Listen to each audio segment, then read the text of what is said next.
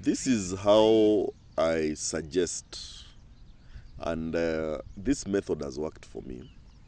So this is how I suggest that probably you can start from there. By no means is this a conclusive strategy, but it is somewhere to start from. It is better than nothing. So this is how you can diversify any skill that you have, any business that you're doing. This is how you can diversify to a minimum of 4 streams of income. And this is, of course, guided by that video that we made. And we were saying that in the Garden of Eden, Mungu aliweka a river yenye ilikuwa inakuja ikiwa peke yake kwanza, and then diversify into 4 riverheads. Moja inaitwa Pishon, ingine Gihon, ingine Euphrates, na ingine Tigris. All of them have meanings za kukuinua kimaisha. Something like Pishon means to gush forth. Kitu kama Euphrates inamaanisha kuwa fruitful, right? So all that, I don't want to preach. All that gives us a revelation that every one of us has been given an ability to diversify streams of income, to diversify source of life. Yeah.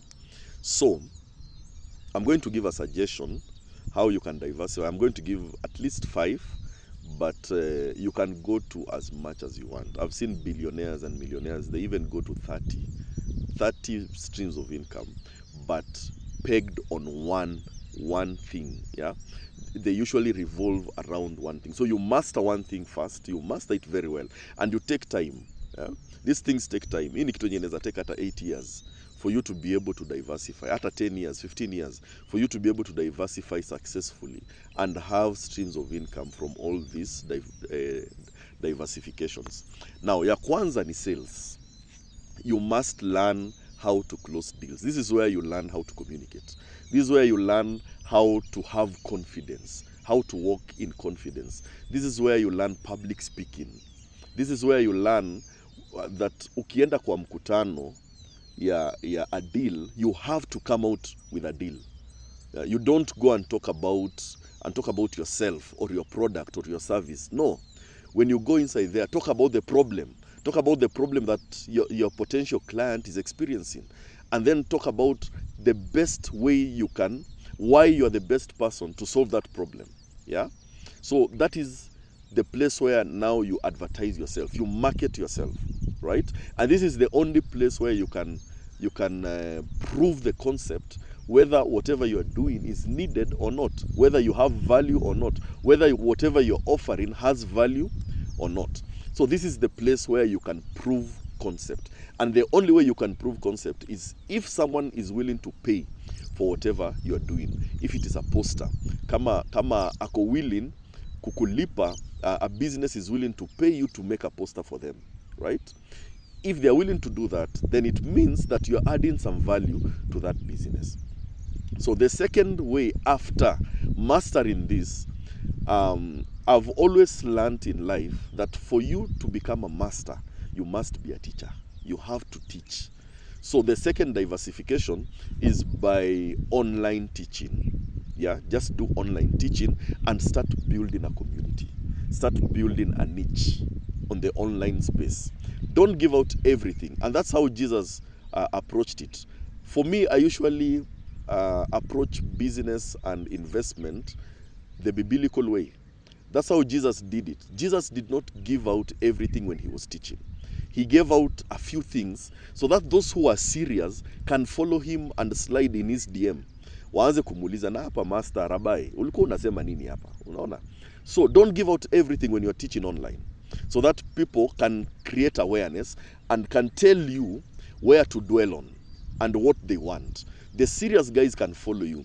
And when they follow you, you get now to the third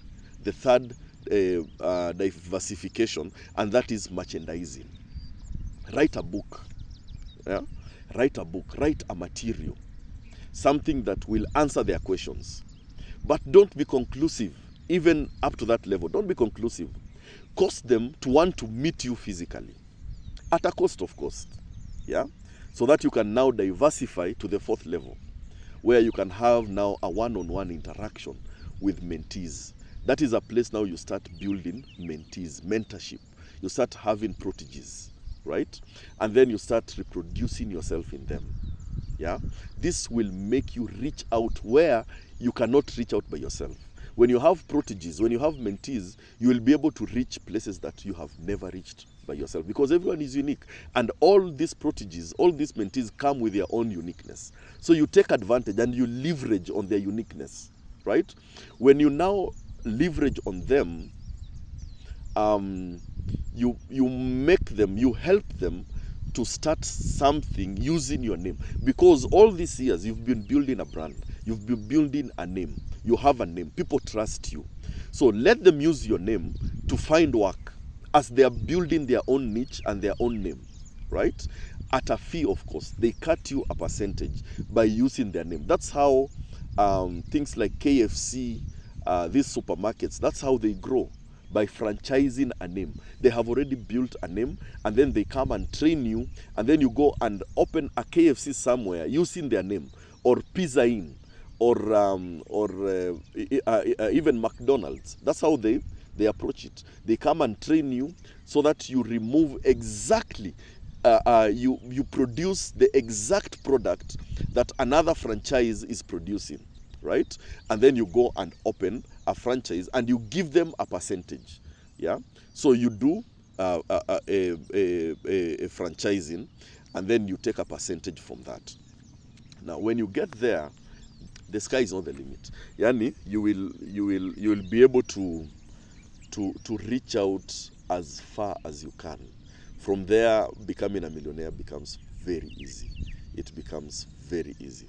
Yeah, so from there now, it's up to you. Decide what you want to do. Know that it is not going to happen overnight. Take time, become excellent in what you're doing. People will pay for excellence. Become excellent in what you're doing. Come any gifts, come any skills, come any whatever, become excellent in what you're doing. And then after that, diversify. Diversify.